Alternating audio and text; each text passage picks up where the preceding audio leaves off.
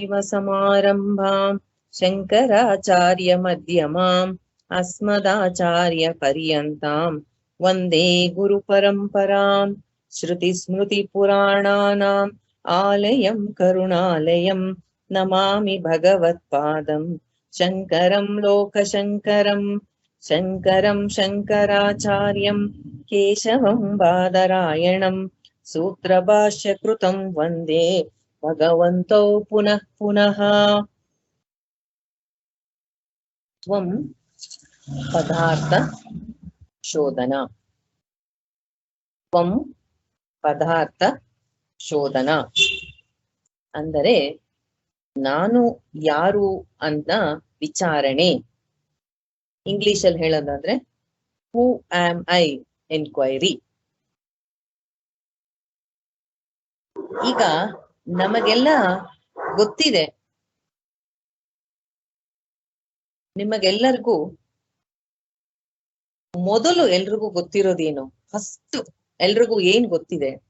ನಾನ್ ಯಾರು ಅಂತ ನಿಮ್ಗೆಲ್ಲ ಗೊತ್ತಿಲ್ವಾ? ನಾನು ಅಂದ್ರೆ ನೀವು ಪ್ರತಿಯೊಬ್ರು ಗೊತ್ತಿಲ್ವಾ? ನಾನು ಅಂದ ತಕ್ಷಣ ನಿಮಗ್ ಗೊತ್ತಾಗಲ್ವಾ? ಗೊತ್ತಾಗತ್ತೋ ಇಲ್ವೋ? ನಾನು ಅನ್ನೋ ಫೀಲಿಂಗ್ ಇದೆಯೋ ಇಲ್ವೋ ನಿಮ್ಗೆ? ಇದೆಯಾ ಇಲ್ವಾ?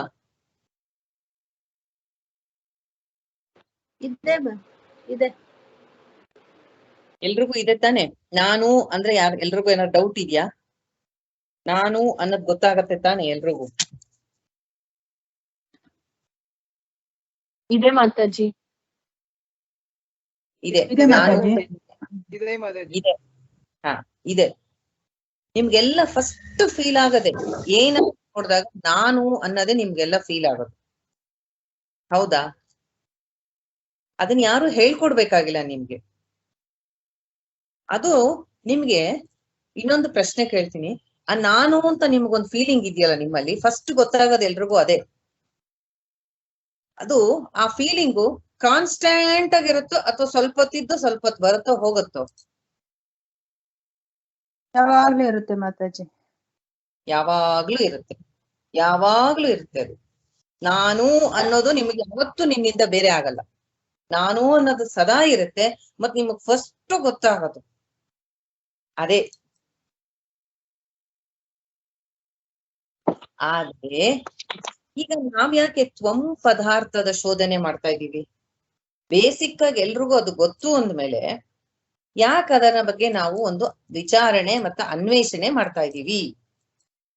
ಯಾಕೆಂದ್ರೆ ನಾವು ನಾನು ಅನ್ನೋದನ್ನ ಸರಿಯಾಗಿ ತಿಳ್ಕೊಂಡಿಲ್ಲ. ಅದ್ ಹೇಗ್ ಹೇಳ್ತೀರಾ ನಾನು ಅನ್ನೋದನ್ನ ನಾನು ಸರಿಯಾಗಿ ತಿಳ್ಕೊಂಡಿಲ್ಲ ಅಂತ? ಯಾಕೆ ಅಂದ್ರೆ ನಮ್ಮೆಲ್ಲರಿಗೂ ಸಮಸ್ಯೆಗಳು ಇದೆಯೋ ಇಲ್ವೋ? ಪ್ರಾಬ್ಲಮ್ಸ್ ಇದೆಯೋ ಇಲ್ವೋ? ಲಿಮಿಟೇಷನ್ಸ್ ನ ಫೀಲ್ ಮಾಡ್ತಿರೋ ಇಲ್ವೋ? ಎಷ್ಟೋ ಸತಿ ಹೆಲ್ಪ್ಲೆಸ್ನೆಸ್ ಮಾಡ್ತಿರೋ ಇಲ್ವೋ? ಮಾಡ್ತೀವಿ ಮಾತಾಜಿ. ಈ ನಿಮ್ಮ ಎಲ್ಲಾ ಲಿಮಿಟ್ಲೆಸ್, ಈ ತರ ಲಿಮಿಟೇಷನ್ಸ್ಗೆ, ಈ ರೀತಿ ಹೆಲ್ಪ್ಲೆಸ್ನೆಸ್ಗೆ, ನಿಮ್ಮ ಎಲ್ಲ ತೊಂದರೆಗೆ, ನಿಮ್ಮ ದುಃಖಕ್ಕೆ ಕಾರಣ ನಿಮ್ಮನ್ನು ನೀವು ಸರಿಯಾಗಿ ತಿಳಿದೇ ಇರೋದೇ ಕಾರಣ. ಆದ್ದರಿಂದ ನನ್ನನ್ನ ನಾನು ಸರಿಯಾಗಿ ತಿಳ್ಕೊಳ್ದೇ ಇರೋದ್ರಿಂದ ಎಲ್ಲ ಸಮಸ್ಯೆಗಳು ಬಂದಿರೋದ್ರಿಂದ ನನಗೆ ಅದರ ವಿಚಾರಣೆ ಅವಶ್ಯಕತೆ ಇದೆ. ನಾನೀಗೇನ್ ಪ್ರಶ್ನೆ ಕೇಳ್ದೆ? ಯಾಕೆ ನಾನು ಅನ್ನೋದು ನಂಗಷ್ಟು ಎಲ್ಲ ಸೆಲ್ಫ್ ಎವಿಡೆಂಟ್ ಚೆನ್ನಾಗಿ ಗೊತ್ತಾಗ್ತಾ ಇದ್ದಾಗ ನಾನು ಯಾಕೆ ಅದರ ವಿಚಾರಣೆ ಮಾಡ್ಬೇಕು? ಯಾಕೆ ಮಾಡ್ಬೇಕು ಅಂದ್ರೆ ನಾನು ತಪ್ಪು ತಿಳ್ಕೊಂಡಿದೀನಿ. ನಾನು ಏನನ್ನ ನಾನು ಅಂತ ತಿಳ್ಕೊಂಡಿದೀನೋ ಅದರಿಂದ ನಂಗೆ ದುಃಖ ಆಗ್ತಾ ಇದೆ, ಅದರಿಂದ ನಂಗೆ ತೊಂದರೆಗಳು ಬರ್ತಾ ಇದೆ. ಆದ್ರಿಂದ ನನ್ನನ್ನು ನಾನು ಸರಿಯಾಗಿ ತಿಳ್ಕೊಳ್ಳಕ್ಕೆ ನನಗೆ ತ್ವಂ ಪದಾರ್ಥದ ಶೋಧನೆ ಮಾಡೋ ಅವಶ್ಯಕತೆ ಇದೆ. ವಿವೇಕಾನಂದ ಹೇಳ್ತಿದ್ರು, ಈ ತ್ವಂ ಪದದ ವಿಶ್ಲೇಷಣೆ ಹೇಗೆ ಅಂದ್ರೆ ಓಪನ್ ಸೀಕ್ರೆಟ್. ಎಲ್ರಿಗೂ ಗೊತ್ತು ನಾನು ಅಂತ, ಆದ್ರೆ ಅದೇನು ಅಂತ ಸರಿಯಾಗಿ ಯಾರಿಗೂ ಗೊತ್ತಿಲ್ಲ.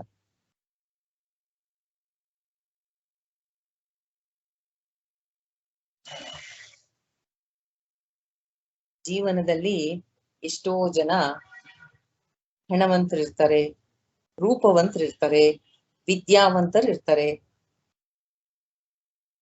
ಕೀರ್ತಿ, ಫೇಮ್, ನೇಮ್, ಪವರ್ ಕೆಲವರಿಗೆ ಮಾತ್ರ ಸಿಗತ್ತೆ, ಎಲ್ಲರಿಗೂ ಸಿಗಲ್ಲ. ಎಲ್ಲರೂ ಕಷ್ಟಪಟ್ರು ಕೆಲವರಿಗೆ ಮಾತ್ರ ಕೆಲವುದು ಸಿಗತ್ತೆ, ಎಲ್ಲರಿಗೂ ಸಿಗಲ್ಲ. ಕೆಲವು ಯಾರೋ ಫಾರ್ಚುನೇಟ್ ಪುಣ್ಯವಂತರು ಇರ್ತಾರೆ, ಕೆಲವ್ರಿಗೆ ಕೆಲವುದು ಸಿಗತ್ತೆ. ಆದರೆ ಜೀವನದ ದೊಡ್ಡ ವಿಸ್ಮಯ ನೋಡಿ, ಯಾವುದು ಹೈಯೆಸ್ಟ್ ಥಿಂಗ್, ಯಾವುದು ಶ್ರೇಷ್ಠವಾದದ್ದು, ಉತ್ತಮವಾದದ್ದು, ಅದು ಎಲ್ರಿಗೂ ಸಿಗೋ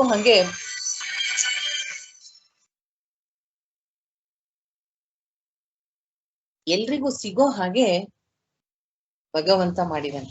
ಆಲ್ವೇಸ್ ಅವೈಲಬಲ್. ಆದರೆ ನಮ್ಮ ಗಮನ ಅದರ ಮೇಲೆ ಇಲ್ಲ.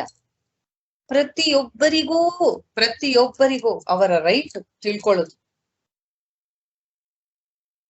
ಯಾವುದು ಒಂದನ್ನು ತಿಳಿದರೆ ಎಲ್ಲಾ ಸಮಸ್ಯೆಗಳಿಂದ ಪಾರಾಗ್ತೀವೋ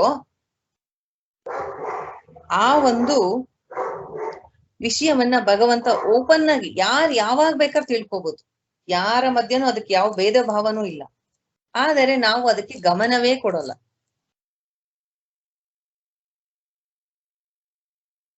ಹೆಂಗೆ ಸೂರ್ಯನ ಬೆಳಕು ಎಲ್ರಿಗೂ ಹೆಂಗೆ ಸಿಗತ್ತೋ ಹಂಗೆ ಎಲ್ಲ ಕಡೆ ಇದಂತ ಬ್ರಹ್ಮ ವಸ್ತುವನ್ನ ಯಾರು ಬೇಕಾದ್ರೂ ತಿಳ್ಕೋಬಹುದು. ಆತ್ಮವಸ್ತು ಯಾರಿಗೂ ಅದರ ಬಗ್ಗೆ ಯಾವ ರಿಸ್ಟ್ರಿಕ್ಷನ್ ಇಲ್ಲ. ಆದ್ರೆ ಯಾರು ಅದಕ್ಕೆ ಪ್ರಯತ್ನವನ್ನ ಪಡಲ್ಲ. ಸೂರ್ಯನ ಬೆಳಕು ಎಷ್ಟು ನಿಚ್ಚಳವಾಗಿದೆಯೋ ಅದು ಹಾಗೆ ಇದೆ, ಆದ್ರೆ ನಮ್ಮ ಗಮನ ಅದ್ರ ಮೇಲೆ ಇಲ್ಲ.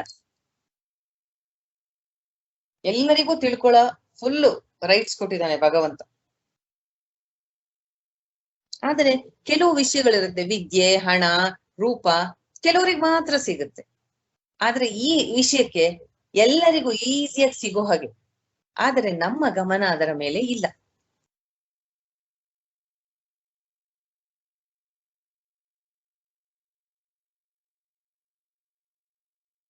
ತ್ವಂ ಪದದ ಡೈರೆಕ್ಟ್ ಮೀನಿಂಗ್ ಅಥವಾ ಪ್ರೈಮರಿ ಮೀನಿಂಗ್ ಇಂಗ್ಲಿಷ್ ಅಲ್ಲಿ, ಕನ್ನಡದಲ್ಲಿ ವಾಚ್ಯಾರ್ಥ. ವಾಚ್ಯಾರ್ಥ ಅಂದರೆ ನಾವು ಏನಂತ, ಈಗ ತ್ವಂ ಅಂದ್ರೆ ನೀನು ಅಂತ. ಈ ವಾಕ್ಯ ವೃತ್ತಿ ಗುರು ಶಿಷ್ಯ ಸಂಭಾಷಣೆಯಲ್ಲಿ ಇದೆ. ತ್ವಂ ಅಂದ್ರೆ ನೀನು ಅಂತ ಅರ್ಥ. ತ್ವಂ ಅಂದ್ರೆ ನಾವೇನಂತ ಅನ್ಕೋತೀವಿ, ನಾನು, ಈ ಬಾಡಿ, ಈ ಮೈಂಡು, ಈ ಇಂಟೆಲೆಕ್ಟು, ಈ ಒಂದು ಕಾಂಪ್ಲೆಕ್ಸ್ ಇದೆಯಲ್ಲ, ಬಾಡಿ, ಮೈಂಡ್ ಅಂಡ್ ಇದು ನಾನು. ಶರೀರ, ಮನಸ್ಸು, ಬುದ್ಧಿ, ಇದು ನಾನು. ಅದು ಇಮಿಡಿಯೇಟ್ ಆಗಿ ನಾವು ಆರ್ ಅರ್ಥದಲ್ಲಿ ತಗೋತೀವಿ. ಅದನ್ನ ವಾಚ್ಯಾರ್ಥ ಅಂತಾರೆ. ಅಂದ್ರೆ ಡೈರೆಕ್ಟ್ ಮೀನಿಂಗ್ ತಗೊಂಡ್ವಿ. ಇದನ್ನ ನಾನು ಹಿಂದಿನ ಯಾವ್ದೋ ಕ್ಲಾಸ್ ಅಲ್ಲಿ ಡಿಸ್ಕಸ್ ಮಾಡಿದ್ದೆ. ಇದು ವಾಚ್ಯಾರ್ಥ ಮತ್ತೆ ಲಕ್ಷ್ಯಾರ್ಥ ಅಂತ. ಲಕ್ಷ್ಯಾರ್ಥ ಅಂದ್ರೆ ಇಂಪ್ಲೈಡ್ ಮೀನಿಂಗ್.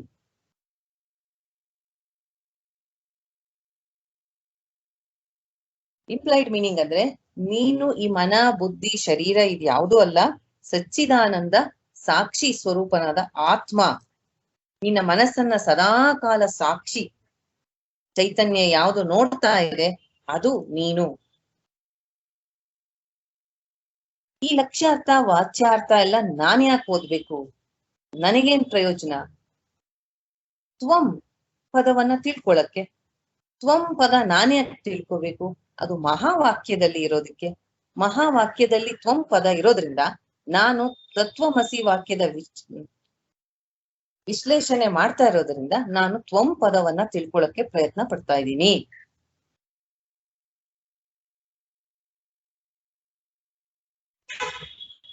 ಈಗ ನಾನು ಕೆಲವು ಪದಗಳಿರುತ್ತೆ, ಅದ್ರ ಡೈರೆಕ್ಟ್ ಮೀನಿಂಗ್ ಒಂದಿರುತ್ತೆ, ಅದರದ ಇಂಪ್ಲೈಡ್ ಮೀನಿಂಗ್ ಇನ್ನೊಂದಿರುತ್ತೆ. ಅದನ್ನ ಹಿಂದಿನ ಕ್ಲಾಸ್ಗಳಲ್ಲೇ ನಾನು ಹೇಳಿದ್ದೀನಿ. ಇವಾಗ ನಾವು ಶಿಷ್ಯ ಅಂದ್ರೆ ನಾವೆಲ್ಲ ಅನ್ಕೋಬೇಕು.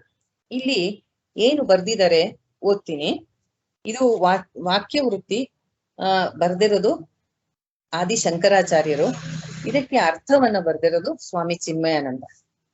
ಇಲ್ಲಿ ಬರ್ದಿದ್ದಾರೆ, ಶಿಷ್ಯನಾದವನು ಬಹಳ ಜಾಗರೂಕನಾಗಿರಬೇಕು. ಸಂದರ್ಭಕ್ಕೆ ಅನುಗುಣವಾಗಿ ಪದಗಳ ವಾಚ್ಯಾರ್ಥವನ್ನು ಗ್ರಹಿಸಬೇಕೋ ಅಥವಾ ಲಕ್ಷ್ಯಾರ್ಥವನ್ನು ಗ್ರಹಿಸಬೇಕೋ ಎನ್ನುವುದನ್ನು ಸರಿಯಾಗಿ ವಿಚಾರಣೆ ಮಾಡಬೇಕು. ಯಾವುದೇ ವಾಕ್ಯದ ಸರಿಯಾದ ಅರ್ಥವನ್ನು ಗ್ರಹಿಸಿಕೊಳ್ಳುವ ರಹಸ್ಯವಿದು. ಉದಾಹರಣೆಗೆ, ದೃಷ್ಟಿ ಎಂಬ ಪದಕ್ಕೆ ಎರಡು ಅರ್ಥವಿದೆ. ಒಂದು ನೋಡುವುದು ಅಂತ ಅರ್ಥ, ಇನ್ನೊಂದು ಅರ್ಥ ಅಂತ ಅರ್ಥ, ಮೀನಿಂಗ್ ಅಂತ ಅರ್ಥ. ನೀವು ನೋಡಿದ ದೃಷ್ಟಿ ಚೆನ್ನಾಗಿದೆ ಎಂಬುದು ಒಂದು ವಾಕ್ಯ.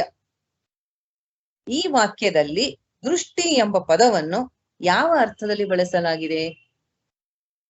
ಈಗ ವಾಚ್ಯಾರ್ಥ, ಲಕ್ಷ್ಯಾರ್ಥ ಅರ್ಥ ಆಯ್ತಾ ನಿಮ್ಗೆಲ್ಲ? ವಾಚ್ಯಾರ್ಥ ಅಂದ್ರೆ ಡೈರೆಕ್ಟ್ ಮೀನಿಂಗ್ ತಗೊಳ್ಳೋದು.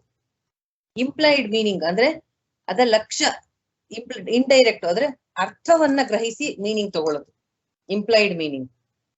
ಈಗ ಅದ ಅರ್ಥ ಆಗಿದ್ರೆ, ಈಗ ದೃಷ್ಟಿ ಎನ್ನ ಪದಕ್ಕೆ ಎರಡು ಅರ್ಥ ಇದೆ. ಒಂದು ನೋಡೋದು ಅಂತ ಅರ್ಥ, ಇನ್ನೊಂದು ಅರ್ಥ, ಮೀನಿಂಗ್, ತಿಳ್ಕೊಂಡಿದೀವಿ ಅಂತ ಅರ್ಥ ಆಗತ್ತೆ. ನೀವು ನೋಡಿದ ದೃಷ್ಟಿ ಚೆನ್ನಾಗಿದೆ ಅಂದ್ರೆ ಯಾವ ಅರ್ಥ ಆಗತ್ತೆ ಇಲ್ಲಿ ಎರಡು ಪದದಲ್ಲಿ? ದೃಷ್ಟಿ ಎಂಬ ಪದಕ್ಕೆ ಯಾವ ಅರ್ಥ ಸೂಟ್ ಆಗತ್ತಿಲ್ಲಿ? ನಿಮ್ಮ ದೃಷ್ಟಿ ಚೆನ್ನಾಗಿದೆ ಒಂದ್ ಅರ್ಥ. ಹಂಗಾದ್ರೆ ಇನ್ನೊಂದ್ ಅರ್ಥದಲ್ಲಿ ಲಲಿತಾ, ನಾನು ಆ ದೃಷ್ಟಿಲಿ ಹೇಳಲಿಲ್ಲ ಅಂತೀವಲ್ಲ, ಅಂದ್ರೆ ನಾನು ಆ ಅರ್ಥದಲ್ಲಿ ಹೇಳಲಿಲ್ಲ ಅಂತ ಆಗತ್ತೆ. ದೃಷ್ಟಿ ಅಂದ್ರೆ ಮೀನಿಂಗ್ ಅಲ್ಲ ಅರ್ಥ ಇಲ್ಲಿ ಪದ ಎರಡು ಒಂದು ನೋಡೋದು ಅಂತ, ಇನ್ನೊಂದು ಅರ್ಥ ಮಾಡ್ಕೊಳ್ಳೋದು. ಆ ಅರ್ಥದಲ್ಲಿ ಹೇಳಿಲ್ಲ ನಾನು ಅಂತಂತೀವಲ್ವಾ? ಆ ಥರನೇ ಇಲ್ಲಿ ಶಿಷ್ಯ ಆದವನು ಸರಿಯಾಗಿ ಅರ್ಥ ಮಾಡ್ಕೋಬೇಕು. ಇಲ್ಲಿ ಏನ್ ಹೇಳ್ತಿದ್ದಾರೆ ಈ ಮಹಾವಾಕ್ಯದಲ್ಲಿ? ವಾಚ್ಯಾರ್ಥವನ್ನ ತಗೋಬೇಕೋ ನಾನು, ಲಕ್ಷ್ಯಾರ್ಥವನ್ನು ತಗೋಬೇಕೋ? ಅದು ಸರಿಯಾಗಿ ತಿಳ್ಕೊಳ್ಳದೆ ಶಿಷ್ಯನಿಗೆ ತತ್ವ ಗ್ರಹಿಸೋಕೆ ಆಗಲ್ಲ. ಆದ್ದರಿಂದ ಈ ನಿಟ್ಟಿನಲ್ಲಿ ನಾವೇನ್ ಮಾಡಿದ್ವಿ, ಹಿಂದಿನ ಕ್ಲಾಸ್ಗಳಲ್ಲಿ ತ್ವಂ ಪದದ ಶೋಧನೆ ಮಾಡುವಾಗ ಕೆಲವು ಪ್ರಕ್ರಿಯೆಗಳನ್ನ ಮಾಡಿದ್ವಿ. ಕೆಲವು ಪ್ರಕ್ರಿಯೆಗಳು ಅಂದ್ರೆ ಮೆಥಡಾಲಜಿ, ಕೆಲವು ಲಾಜಿಕಲ್ ರೀಸನಿಂಗ್ ಯೂಸ್ ಮಾಡಿ ಕೆಲವು ಪ್ರಕ್ರಿಯೆಗಳನ್ನ ಮಾಡಿದ್ವಿ. ಏನೇನ್ ಮಾಡಿದ್ವಿ? ಪಂಚಕೋಶ ವಿವೇಕ, ಶರೀರತ್ರಯ, ಅವಸ್ಥಾತ್ರಯ, ಇವುಗಳ ಬಗ್ಗೆ ಸೂಕ್ಷ್ಮ, ಸ್ಥೂಲ ಮತ್ತು ಕಾರಣ ಶರೀರ ಅಂದ್ರೆ ಏನು, ಪಂಚಕೋಶಗಳು ಅದೇ ಅನ್ನಮಯ, ಪ್ರಾಣಮಯ, ಮನೋಮಯ, ವಿಜ್ಞಾನಮಯ, ಆನಂದಮಯ ಕೋಶಗಳ ಬಗ್ಗೆ ಸ್ಟಡಿ ಮಾಡಿದ್ವಿ. ಇದೆಲ್ಲ ಯಾಕೆ ಸ್ಟಡಿ ಮಾಡಿದ್ವಿ? ಈ ಒಂದು ಅರ್ಥವನ್ನ ಗ್ರಹಿಸಕ್ಕೆ ತ್ವಂ ಪದ ಅಲ್ಲಿ ಹೇಳ್ತಾ ಇರೋದು ಇವುಗಳಲ್ಲಿ ಯಾವುದು ಅಂತ ತಿಳ್ಕೊಳ್ಳೋಕ್ಕೋಸ್ಕರ ಒಂದು ಮೆಥಡಾಲಜಿ ಯೂಸ್ ಮಾಡಿದ್ವಿ.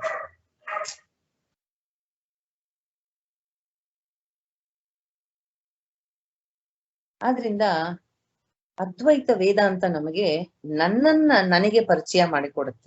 ನಾನು ಯಾರು ಅಂತ ನನಗೆ ಪರಿಚಯ ಮಾಡಿಕೊಡ್ಬೇಕಾದ್ರೆ ಈ ಮೆಥಡಾಲಜಿಗಳನ್ನ ಯೂಸ್ ಮಾಡುತ್ತೆ ಅಥವಾ ಈ ಪ್ರಕ್ರಿಯೆಗಳನ್ನ ಯೂಸ್ ಮಾಡುತ್ತೆ. ಒಂದು ಒಳ್ಳೆ ಉದಾಹರಣೆಯನ್ನ ಹೇಳ್ತಾರೆ. ಅವಸ್ಥಾತ್ರಯ ಲಾಸ್ಟ್ ಕ್ಲಾಸ್ ಅಲ್ಲಿ ಮಾಡಿದ್ವಿ. ಅದರಲ್ಲಿ ಹೇಳ್ತಾರೆ, ಒಂದು ರೈಲ್ವೆ ಸ್ಟೇಷನ್ ಇದೆ, ಬಿಸಿ ರೈಲ್ವೆ ಸ್ಟೇಷನ್. ಅಲ್ಲಿ ಟ್ರೈನ್ಸ್ ಬರ್ತಾ ಇರುತ್ತೆ, ಹೋಗ್ತಾ ಇರುತ್ತೆ, ಒಂದಾದ್ಮೇಲೆ ಒಂದು ಟ್ರೈನ್. ಯಾವುದು ಮಾಮೂಲಿ ಜನ ಟ್ರಾವೆಲ್ ಮಾಡ್ತೀವಲ್ಲ ಆ ಟ್ರೈನ್ಸ್. ಸ್ಟೇಷನ್ ಮಾಸ್ಟರು ಬರೋ ಟ್ರೈನ್ಗಳನ್ನೆಲ್ಲ, ಬಿಸಿ ಟ್ರೈನ್ಸ್ ನ ಒಂದಾದ್ಮೇಲೆ ಒಂದು ಅಲ್ಲಿ ಕುತ್ಕೊಂಡು ನೋಡ್ತಾ ಇರ್ತಾನೆ. ಅದೆಲ್ಲ ಹೋಯ್ತು. ಆಮೇಲೆ ಇದು ಸಾಮಾನ್ ತಗೊಂಡ್ ಹೋಗುತ್ತಲ್ಲ, ಗೂಡ್ಸ್ ಟ್ರೈನ್, ಅದು ಬಂತು.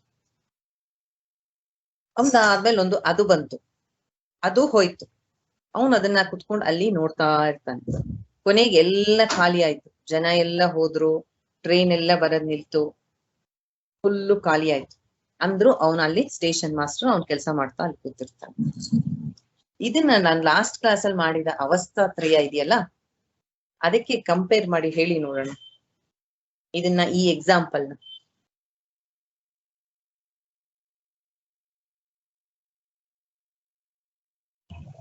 ಯೋಚನೆ ಮಾಡಿ ಹೇಳಿ ನೋಡೋಣ. ಮೊದಲು ಜನ ಎಲ್ಲ ಇಳಿಯೋದು ಹತ್ತೋದು, ತುಂಬಾ ಫಾಸ್ಟ್ ಬ್ಯುಸಿ ಇರೋ ಸ್ಟೇಷನ್, ಆಮೇಲೆ ಬರೀ ಗೂಡ್ಸ್, ಆಮೇಲೆ ಯಾರು ಇಲ್ಲ. ಸ್ಟೇಷನ್ ಮಾಸ್ಟರ್ ಎಲ್ಲ 3 ಇದ್ರಲ್ಲೂ ಕುತ್ಕೊಂಡು ನೋಡ್ತಾ ಇದ್ದಾನೆ.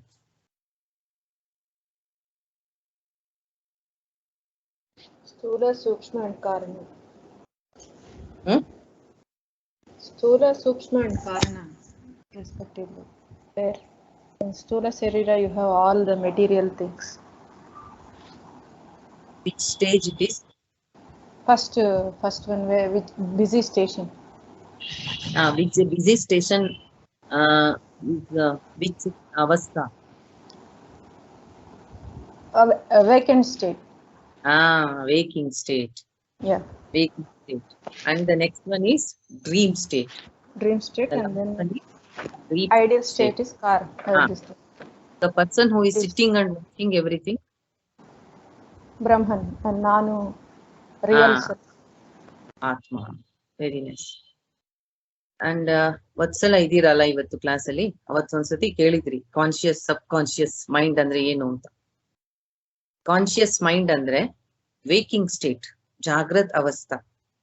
ನಾವು ಈ ಪ್ರಪಂಚದಲ್ಲಿ ಎಲ್ಲವನ್ನು ನೋಡ್ತಾ ಇರ್ತೀವಿ, ಮಾತಾಡ್ತಾ ಇರ್ತೀವಿ, ಎಲ್ಲರ ಜೊತೆ ಇಂಟ್ರಾಕ್ಟ್ ಮಾಡ್ತೀವಿ. ಆಗ ನಮ್ಮ ಸ್ಥೂಲ ಸೂಕ್ಷ್ಮ ಕಾರಣ ಶರೀರ ಎಲ್ಲ ಆಕ್ಟಿವ್ ಆಗಿರುತ್ತೆ, ನಮ್ಮ ಎಲ್ಲ ಇಂದ್ರಿಯಗಳು ಆಕ್ಟಿವ್ ಆಗಿರುತ್ತೆ. ಜಾಗೃತ್ ಅವಸ್ಥಾ, ವೇಕಿಂಗ್ ವರ್ಲ್ಡ್, ವಿಶ್ವಂ ಅಂತಾರೆ. ಆಗ ಅದು ಕಾನ್ಶಿಯಸ್ ಮೈಂಡ್. ನೆಕ್ಸ್ಟ್ ಸಬ್ ಕಾನ್ಶಿಯಸ್, ಡ್ರೀಮ್ ಸ್ಟೇಟ್. ಆಗ ಈ ವರ್ಲ್ಡ್ ಜೊತೆ ನಮ್ದು ಇಂಟರಾಕ್ಷನ್ ಕಟ್ ಡೌನ್ ಆಗುತ್ತೆ. ಬಾಡಿ ಜೊತೆ ಟೋಟಲ್ ಡಿಸ್ಐಡೆಂಟಿಫಿಕೇಶನ್. ಬಾಡಿ ಹಾಸಿಗೆ ಮೇಲೆ ಮಲಗಿರುತ್ತೆ, ಮೈಂಡ್ ಮಾತ್ರ ಆಕ್ಟಿವ್ ಆಗಿ ಅದೇ ಏನೇನೋ ಕ್ರಿಯೇಟ್ ಮಾಡ್ಕೋತಾ ಇರುತ್ತೆ. ಡ್ರೀಮ್ಸ್ ನ ಡ್ರೀಮ್ ವರ್ಲ್ಡ್ ಅಲ್ಲಿ ಎಂಟರ್ ಆಗ್ತೀವಿ. ಅದು ಸೆಕೆಂಡ್ ಸ್ಟೇಟ್, ಡ್ರೀಮ್ ಸ್ಟೇಟ್, ಸ್ವಪ್ನಾವಸ್ಥಾ. ಅದು ಸಬ್ ಕಾನ್ಶಿಯಸ್. ಲಾಸ್ಟ್ ಸ್ಟೇಟ್, ಅಲ್ಲಿ ಸೂಕ್ಷ್ಮ ಮತ್ತೆ ಸ್ಥೂಲ ಶರೀರ ಇರಲ್ಲ, ಡೀಪ್ ಸ್ಲೀಪ್ ಸ್ಟೇಟು, ಕಾರಣ ಶರೀರ ಮಾತ್ರ ಇರುತ್ತೆ. ಆದ್ರೆ ನಾನು ಮಾಡ್ತಾ ಇರ್ತೀನಿ, ನಾನು ಎಲ್ಲವನ್ನು ಆ ಸ್ಟೇಷನ್ ಮಾಸ್ಟರ್ ತರ 3 ಅವಸ್ಥೆಯಲ್ಲೂ ಇರ್ತೀನಿ. ನಾನೇ ಸಾಕ್ಷಿ ಚೈತನ್ಯ, ವಿಟ್ನೆಸ್ ಕಾನ್ಶಿಯಸ್ನೆಸ್. ಮೊದಲನೇದು ಶಂಕರಾಚಾರ್ಯರು ತತ್ವಬೋಧದಲ್ಲಿ ಹೇಳ್ತಾರೆ, ಸ್ಥೂಲ ಸೂಕ್ಷ್ಮ ಕಾರಣ ಶರೀರ ವ್ಯತಿರಿಕ್ತ, ಅಂದ್ರೆ ಸ್ಥೂಲ ಸೂಕ್ಷ್ಮ ಕಾರಣ ಶರೀರಗಳಲ್ಲ.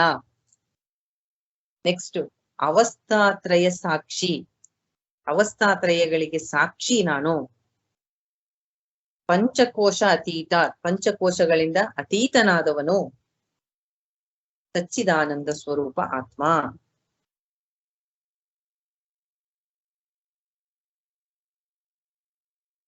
ಈ 3 ಪ್ರಕ್ರಿಯೆಗಳನ್ನ ನಾವು ಮಾಡಿದ್ವಿ.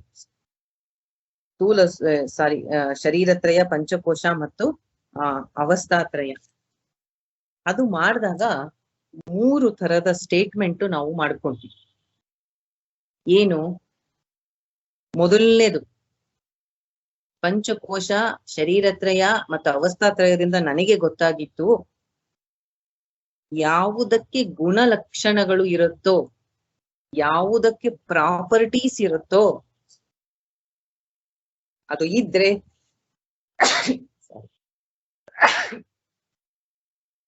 ಅದು ನಾನಲ್ಲ. Point number 1 ಬರ್ಕೋಬೇಕು. ಯಾವುದಕ್ಕೆ ಗುಣಲಕ್ಷಣಗಳು ಇರುತ್ತೋ, ಆರ್ ಇಂಗ್ಲಿಷ್ ಅಲ್ಲಿ ಆಟ್ರಿಬ್ಯೂಟ್ಸ್, ಯಾವುದಕ್ಕೆ ಇರುತ್ತೋ ಅದು ವಸ್ತು ಆರ್ ಆಬ್ಜೆಕ್ಟ್, ಅದು ನಾನಲ್ಲ. ನಾನು ಗುಣ ಲಕ್ಷಣಗಳು ಇಲ್ಲದೆ ಇರ್ತಕ್ಕಂತಹ ಆಟ್ರಿಬ್ಯೂಟ್ಲೆಸ್, ನಿರ್ಗುಣ ನಿರಾಕಾರ. Point number 1. ಪಾಯಿಂಟ್ ನಂಬರ್ 2, ನನ್ನ ಅನುಭವಕ್ಕೆ ಬರುತ್ತೆ. ಯಾವ ವಸ್ತುಗಳು ನನ್ನ ಅನುಭವಕ್ಕೆ ಬರುತ್ತೆ, ನಾನು ಅನುಭವಕ್ಕೆ ಅಂದ್ರೆ ನಾನು ನೋಡ್ತೀನಿ, ಕೇಳ್ತೀನಿ, ಟಚ್ ಮಾಡ್ತೀನಿ, ಫೀಲ್ ಮಾಡ್ತೀನಿ, ಟೇಸ್ಟ್ ಮಾಡ್ತೀನಿ, ಅದೆಲ್ಲ ನನ್ನ ಮುಂದೆ ಕಾಣುವಂತಹ ವಸ್ತುಗಳು ಅಥವಾ ಆಬ್ಜೆಕ್ಟ್ಸು, ಅದು ನಾನಲ್ಲ. ಯಾಕೆ ಅಂದ್ರೆ ನಾನು ಅದನ್ನು ಅನುಭವಿಸ್ತಾ ಇದ್ದೀನಿ. ಈಗ ನನ್ನ ಕಣ್ಣ ಮುಂದೆ ಒಂದು ಒಳ್ಳೆ ರೆಡ್ ಕಲರ್ ಬ್ಯೂಟಿಫುಲ್ ರೋಸ್ ಇದೆ ಅಂದ್ರೆ ಅದು ಆಬ್ಜೆಕ್ಟ್ ನನ್ನ ಕಣ್ಣಿಗೆ, ನಾನ್ ನೋಡ್ತಾ ಇದ್ದೀನಿ ಅದನ್ನ. ನಾನು ಬೇರೆ, ಹೂವ ಬೇರೆ. ಆದ್ರಿಂದ ನನಗೆ ಏನೇನು ಅನುಭವಕ್ಕೆ ಬರುತ್ತೆ ಅದು ನಾನಲ್ಲ. ಬರೀ ವಸ್ತು ಮಾತ್ರನಾ? ಮನಸ್ಸಿನಲ್ಲಿ ದುಃಖ ಆಗೋದು, ಸುಖ ಆಗೋದು, ಕೋಪ ಬರೋದು, ಸಂತೋಷ ಆಗೋದು ಎಲ್ಲ ಗೊತ್ತಾಗತ್ತಲ್ಲ, ಅದೂ ನಾನಲ್ಲ. ಪಾಯಿಂಟ್ ನಂಬರ್ 2, ಯಾವ ಯಾವ ವಸ್ತುಗಳು ನನ್ನ ಅನುಭವಕ್ಕೆ ಬರುತ್ತೆ ಅದು ನಾನಲ್ಲ.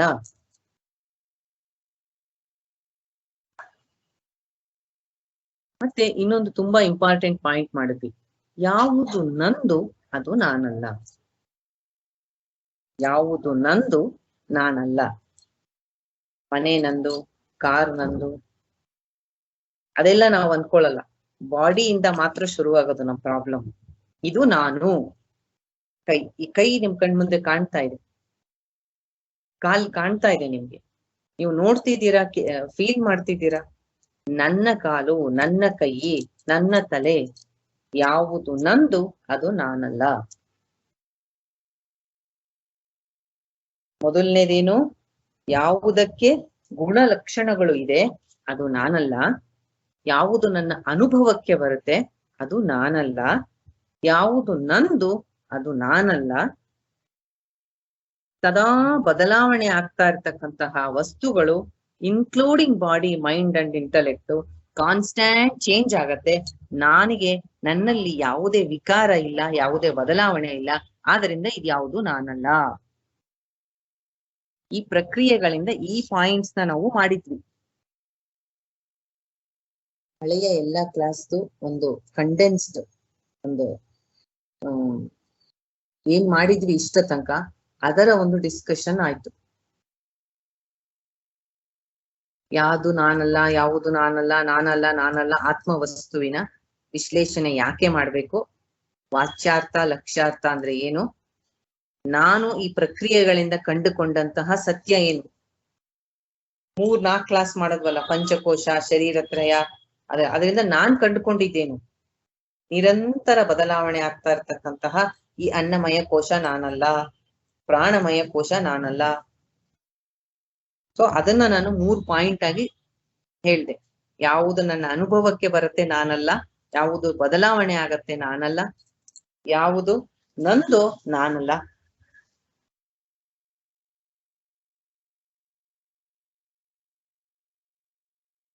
ಈಗ ಹಾಗಾದರೆ ನಾನ್ ಯಾರು? 11ನೇ ಶ್ಲೋಕ, ವಾಕ್ಯ ವೃತ್ತಿ. ಅಂತಃಕರಣ ತದ್ವೃತ್ತಿ ಸಾಕ್ಷಿ ಚೈತನ್ಯ ವಿಗ್ರಹ ಆನಂದ ರೂಪ ಸತ್ಯ ಸಂಕಿಂ ನಾತ್ಮಾನಂ ಪ್ರಪದ್ಯಸೆ. ಅಂತಃಕರಣ ತದ್ವೃತ್ತಿ ಸಾಕ್ಷಿ ಚೈತನ್ಯ ವಿಗ್ರಹ ಆನಂದ ರೂಪ ಸತ್ಯ ಸನ್ ಕಿಂ ನಾತ್ಮಾನಂ ಪ್ರಪದ್ಯಸೆ.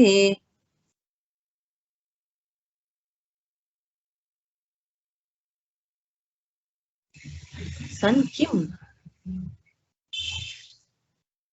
ನಿನ್ನ ಪ್ರತಿಯೊಂದು, ನಿನ್ನ ಮನಸ್ಸಿನ ಯೋಚನೆಗಳು, ನಿನ್ನ ದೇಹದಲ್ಲಿ ಏನಾಗ್ತಾ ಇದೆ, ಮನಸ್ಸಲ್ಲಿ ಏನಾಗ್ತಾ ಇದೆ, ಬುದ್ಧಿಯಲ್ಲಿ ಏನಾಗ್ತಾ ಇದೆ, ಅದನ್ನ ಸದಾ ನಿನ್ ತಿಳುವಳಿಕೆಗೆ ಬರ್ತಾ ಇದೆಯಲ್ಲ, ಅದೇ ಆತ್ಮ. ಆ ಸಾಕ್ಷಿ ಚೈತನ್ಯ ನೀನೇ ಆಗಿರುವಾಗ ಅದ್ ಹೆಂಗೆ ನಿಂಗೆ ಗೊತ್ತಾಗ್ತಾ ಇಲ್ಲ? ಗುರು ಹೇಳ್ತಾ ಇರೋದು ಇದು ಶಿಷ್ಯನಿಗೆ. ಕಿಂ, ನಿನಗೆ ಯಾಕೆ ಗೊತ್ತಾಗ್ತಾ ಇಲ್ಲ? ಸದಾ ಕಾಲ ನಿನ್ನ ಅಂತಃಕರಣವನ್ನು ಬೆಳಗುತ್ತಿರುವ ಅಂದ್ರೆ ಲೈಟು ಅಥವಾ ದೀಪ ಹಂಗ ಅನ್ಕೋಬೇಡಿ, ಅದೊಂದು ಆ ರೀತಿ ಉಪಯೋಗಿಸ್ತಾರಷ್ಟೆ. ಯಾವುದರಿಂದ ನಿಮಗೆಲ್ಲ ಗೊತ್ತಾಗ್ತಾ ಇದೆ? ನಿಮ್ಮ ಮನಸ್ಸಿನಲ್ಲಿ ದುಃಖ ಆಗ್ತಾ ಇದೆ, ಸಂತೋಷ ಆಗ್ತಾ ಇದೆ, ಅಥವಾ ಕಾಲಲ್ಲಿ ನೋವಾಗ್ತಾ ಇದೆ, ಏನೋ ಒಂದಿರುತ್ತಲ್ಲ, ಅದು ನಿಮಗೆ ಗೊತ್ತಾಗ್ತಾ ಇದೆಯಲ್ಲ, ಯಾವುದರಿಂದ ಗೊತ್ತಾಗ್ತಾ ಇದೆ? ಹೆಂಗೆ ಅದು ನಿಮಗೆ ಗೊತ್ತಾಗ್ತಾ ಇದೆ? ನಿಮ್ಮ ಮನಸ್ಸಲ್ಲಿ ಏನೇನ್ ಫೀಲಿಂಗ್ಸ್ ಬರುತ್ತೋ, ಯಾವುದು ಅದನ್ನ ತಿಳಿತಾ ಇದೆಯೋ ಅದು ನೀನು. ಅಂತಃಕರಣ ತದ್ವೃತ್ತಿ ಸಾಕ್ಷಿ. ವೃತ್ತಿ ಅಂದ್ರೆ ಯೋಚನೆಗಳು.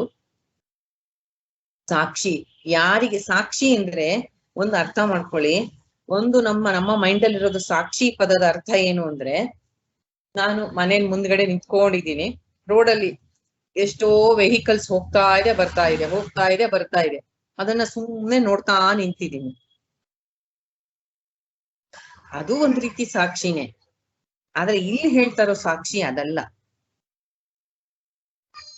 ಸಾಕ್ಷಿ ಅಂದ್ರೆ ಕಂಟಿನ್ಯೂಸ್ ಆಗಿ ನಿಮ್ಮ ಮನಸ್ಸಲ್ಲಿ ಏನೇನು ಭಾವನೆಗಳು, ನಿಮ್ಮ ಬಾಡಿಯಲ್ಲಿ ಏನೇನು ಇದಾಗ್ತಾ ಇದೆ, ಪ್ರತಿಯೊಂದು ಯಾರಿಗೆ ತಿಳಿತಾ ಇದೆ, ಯಾರಿಗೆ ಗೊತ್ತಾಗ್ತಾ ಇದೆ, ಅದನ್ನ ಸಾಕ್ಷಿ ಅನ್ನೋದು. ಸಾಕ್ಷಿ ಅಂತಂದ್ರೆ ಸುಮ್ನೆ ನಿಂತು ನೋಡೋದು, ಆಮೇಲೆ ಅಲ್ಲೇನೋ ರೋಡಲ್ಲಿ ಆಗಿದ್ದನ್ನ ನಾನು ಸಂಬಂಧ ಇಲ್ಲದೆ ನೋಡ್ತಾ ಇರೋದು ಅಂತ ಅಲ್ಲ. ಸಾಕ್ಷಿ ಅಂದರೆ ಪ್ರತಿಯೊಂದು ವಿಷಯವನ್ನು ಯಾರಿಗೆ ತಿಳಿತಾ ಇದೆ, ಯಾರ ಅನುಭವಕ್ಕೆ ಬರ್ತಾ ಇದೆ, ಅದನ್ನ ಸಾಕ್ಷಿ ಅಂತ ಹೇಳೋದು. ಎಲ್ಲ ಅನುಭವವನ್ನ ಯಾರ ಅನುಭವಕ್ಕೆ ಎಲ್ಲ ಬರ್ತಾ ಇದೆ, ಯಾರಿಗೆ ತಿಳಿತಾ ಇದೆ, ಅದನ್ನ ಸಾಕ್ಷಿ ಅಂತ ಹೇಳೋದು. ಮತ್ತೆ ಯಾಕದನ್ನ ಸಾಕ್ಷಿ ಅಂತ ಹೇಳಿದ್ದಾರೆ? ಯಾಕೆ ಅಂದ್ರೆ ಅದು ನಾನ್ ರೆಸಿಸ್ಟೆಂಟ್ ಆಗಿ ತಿಳ್ಕೊಳತ್ತೆ. ನಾನ್ ರೆಸಿಸ್ಟೆಂಟ್ ಆಗಿ ತಿಳ್ಕೊಳತ್ತೆ ಅಂತ ನಾನು ಹೇಳಿದ್ರೆ ನಿಮ್ಗೆಲ್ಲ ಏನ್ ಅರ್ಥ ಆಗತ್ತೆ ಅಂದ್ರೆ, ಯಾವುದೇ ವಿರೋಧವಿಲ್ಲದೆ ಎಲ್ಲವನ್ನು ತಿಳ್ಕೊತಾ ಇದ್ದೀರಾ.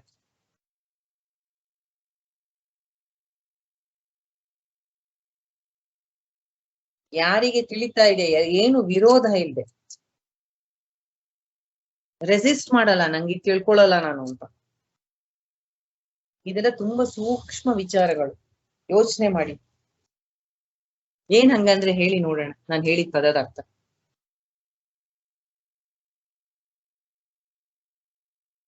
ಯಾವುದಕ್ಕೂ ರೆಸಿಸ್ಟ್ ಮಾಡದೆ ಎಲ್ಲವನ್ನು ತಿಳಿತಾ ಇರ್ತಕ್ಕಂತಹದ್ದು, ಅದಕ್ಕೆ ಸಾಕ್ಷಿ ಅಂತಾರೆ.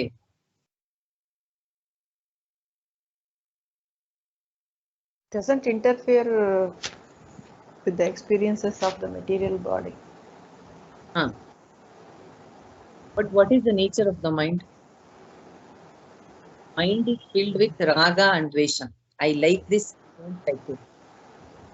Mind wants to know only which it likes. Intellect wants to make decision wherever it is interested. ಮನಸ್ಸು ಮತ್ತು ಬುದ್ಧಿಗಳು ತನಗೆ ಇಂಟ್ರೆಸ್ಟ್ ಇರೋ ವಿಷಯದಲ್ಲಿ ಮಾತ್ರ.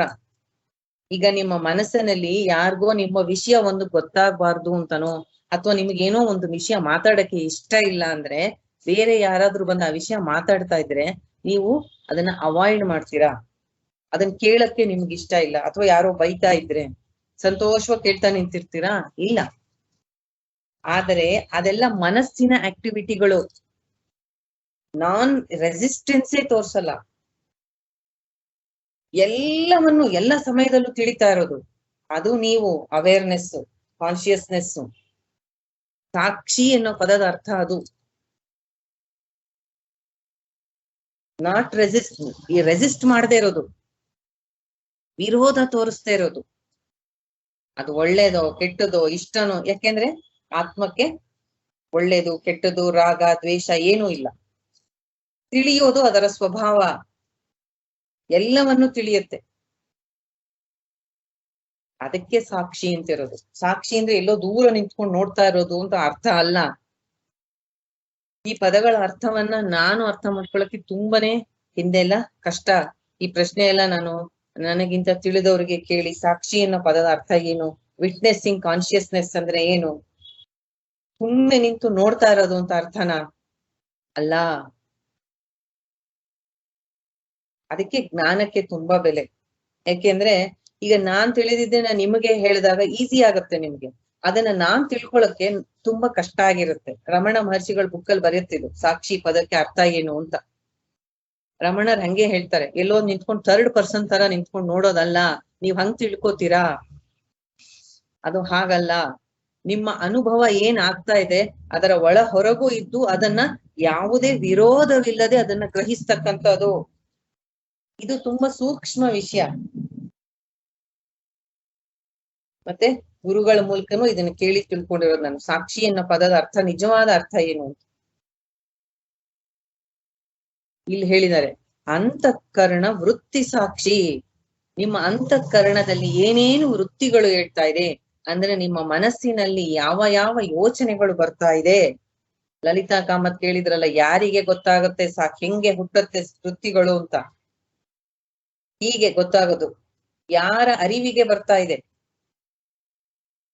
ಅಂತಃಕರಣ ವೃತ್ತಿ ಸಾಕ್ಷಿ ಶಂಕರಾಚಾರ್ಯರು ಬರೆದಿರೋದು ವಾಕ್ಯ ವೃತ್ತಿ.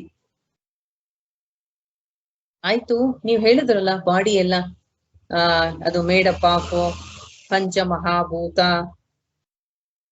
ಮನಸ್ಸು ಸ್ಥೂಲ ಶರೀರ ಹೇಗೆ ಜ್ಞಾನೇಂದ್ರಿಯ ಕರ್ಮೇಂದ್ರಿಯಗಳಿಂದ ಆಗಿದೆ ಎಲ್ಲ ಹೇಳಿದ್ರಲ್ಲ ನೀವು. ಇದು ಯಾವ್ದ್ರಿಂದ ಆಗಿದೆ? ಅಂತಃಕರಣವನ್ನು ಬೆಳಗುತ್ತಿರುವ ಸಾಕ್ಷಿ ಅಂದ್ರಲ್ಲ, ಇದು ಆಗಿರೋದು ಯಾವ್ದ್ರಿಂದ? ಚೈತನ್ಯ ವಿಗ್ರಹ. ಯಾವ ಮೆಟೀರಿಯಲ್, ಯಾವ ಜಡ ವಸ್ತುವಿನಿಂದ ಆಗಿಲ್ಲಪ್ಪ, ಅದು ಚೈತನ್ಯ, ಶುದ್ಧ ಚೈತನ್ಯ. ಅದರ ರೂಪ ಹೇಗೆ? ಆನಂದ ಸ್ವರೂಪ, ಸತ್ಯ. ಇಂತಹ ಒಂದು ನೀನೇ ಆಗಿರ್ತಕ್ಕಂತಹದನ್ನ ನಿನಗೆ ಯಾಕೆ ಗೊತ್ತಾಗ್ತಾ ಇಲ್ಲ? ಸದಾ ಆಲ್ ದ ಟೈಮ್ ಯಾವಾಗಲೂ ಇದ್ರಿಂದ ಮೂಲಕನೇ ನೀನೆಲ್ಲ ತಿಳಿತಾ ಇದೀಯ, ಆದರೆ ಇದು ನಿನಗೆ ಗಮನಕ್ಕೆ ಯಾಕೆ ಬಂದಿಲ್ಲ? ಗುರು ಶಿಷ್ಯನನ್ನ ಕೇಳ್ತಾ ಇರೋದು.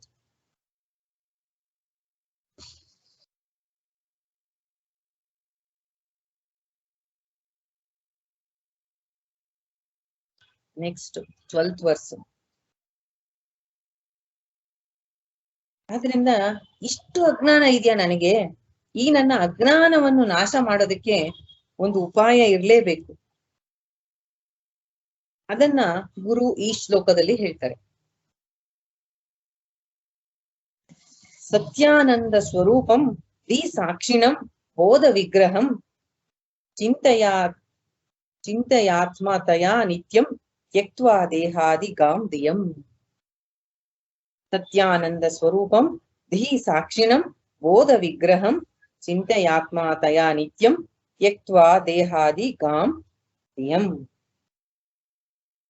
ದೇಹ ನಾನು ಅನ್ನೋ ಅಭಿಮಾನ ಬಿಡು. ದೇಹಾದಿ ಗಾಂ, ದೇಹ ನಾನು ಅನ್ನೋ ಅಭಿಮಾನ ಬಿಟ್ಬಿಡು. ನೀನು ಸತ್ಯಾನಂದ ಸ್ವರೂಪ, ಬೋಧ ಸ್ವರೂಪ. ಬೋಧ ಅಂದ್ರೆ ತಿಳ್ಕೊತಾ ಇರೋದು ಎಲ್ಲವನ್ನು. ಬುದ್ಧಿ ಸಾಕ್ಷಿ ನೀನು. ಆ ಆತ್ಮನೇ ನಾನು ಅಂತ ಸದಾ ಚಿಂತನೆ ಮಾಡು. ಹಿಂಗೆ ಹೇಳಿದ ತಕ್ಷಣ ಮೈಂಡ್ ಒಂದು ಟ್ರಿಕ್ ಮಾಡುತ್ತೆ. ಮೈಂಡ್ ಏನ್ ಹೇಳುತ್ತೆ ಗೊತ್ತಾ?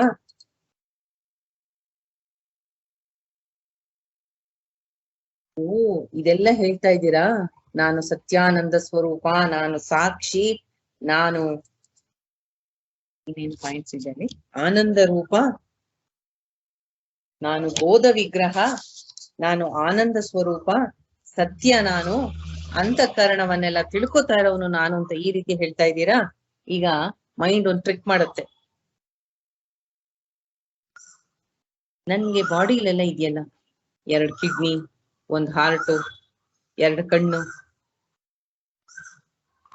ಅದೇ ತರ ಈ ಆತ್ಮ ಅನ್ನೋದು ನನ್ನ ಬಾಡಿಲಿ ಒಂದು ಐ ಹ್ಯಾವ್ ಒನ್ ಕಾನ್ಶಿಯಸ್ನೆಸ್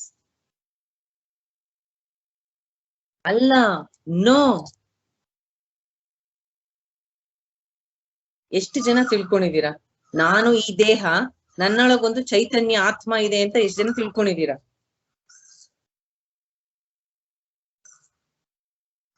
ನಾನು ಈ ಬಾಡಿ, ಸ್ವಲ್ಪ ಮನಸ್ಸು ಬುದ್ಧಿನೂ ನಾನೇ, ಆದ್ರೆ ನನ್ನೊಳಗೆ ಒಂದು ಚೈತನ್ಯ ಆತ್ಮ ಇದೆ.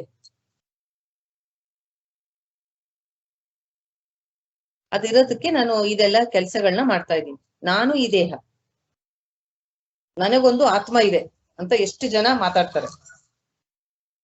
ತಿಳ್ಕೊಂಡಿದ್ದೀರಾ ಆತರ?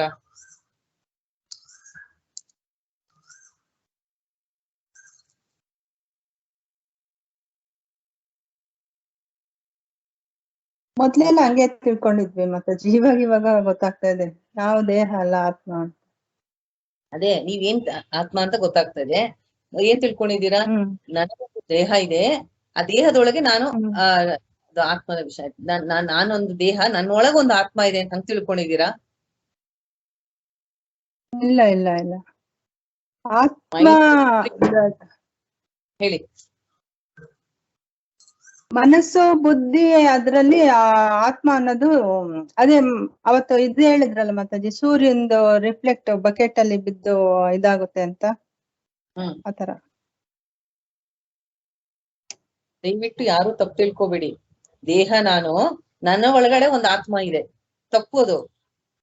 ನಂಗೊಂದು ಆತ್ಮ ಕಾನ್ಶಿಯಸ್ನೆಸ್ ಇದೆ ಅಲ್ಲ. No, complete wrong.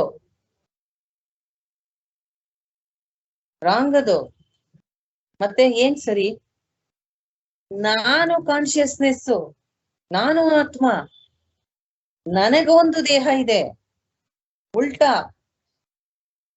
ನಾನು ಕಾನ್ಶಿಯಸ್ನೆಸ್, ನಾನು ಆತ್ಮ, ನಾನು ಸಚ್ಚಿದಾನಂದ ಸ್ವರೂಪ, ನನಗೊಂದು ದೇಹವಿದೆ. ನನಗಲ್ಲ, ಜೀವಾತ್ಮನಿಗೆ ಒಂದು ದೇಹ ಇದೆ.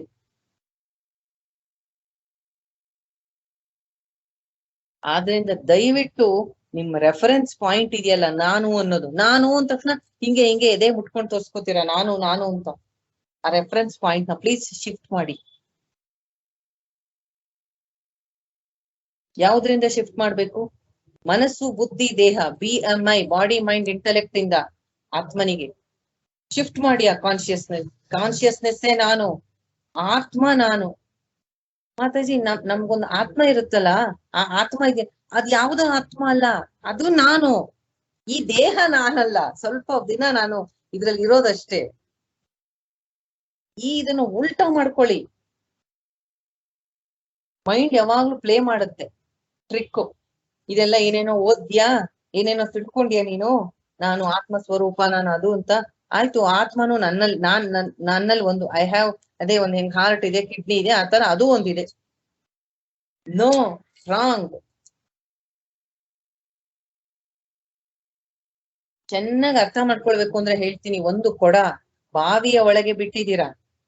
ಇದು ರಾಮಕೃಷ್ಣ ಪರಮಹಂಸ ಹೇಳೋದು.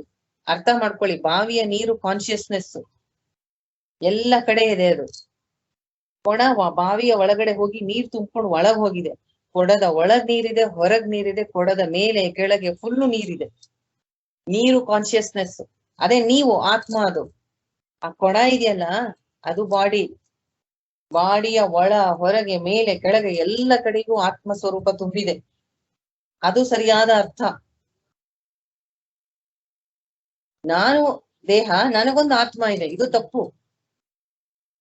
ತುಂಬಾ ಜನ ಇಡೀ ಭಗವದ್ಗೀತೆ ಓದ್ತಾರೆ, ಕೊನೆಗೆ ಒಂದು ಆತ್ಮ ಇದೆಯಲ್ಲ ಅಂತ. ಅದ್ ಯಾವ್ದೋ ಆತ್ಮ ಎಲ್ಲೋ ಇದೆ ಅಂತ ಅಲ್ಲ. Please change your reference. I ಅನ್ನೋದನ್ನ, ನಾನು ಆತ್ಮ, ನನಗೆ ಈ ದೇಹ ಮನಸ್ಸು ಬುದ್ಧಿಯ ಮೇಲೆ ಜೊತೆ ಅಟ್ಯಾಚ್ಮೆಂಟ್ ಬೆಳೆಸ್ಕೊಂಡು ನಾನು ತಪ್ಪು ತಿಳುವಳಿಕೆ ಮಾಡ್ಕೊಂಡಿದೀನಿ ಇದನ್ನ ನಾನು ಅಂತ. ಅದರಿಂದ ನನಗೆ ಕರ್ತೃತ್ವ, ಭೋಕ್ತೃತ್ವ, ಅದರಿಂದ ದೇಹ ಸಿಗ್ತಾ ಇದೆ.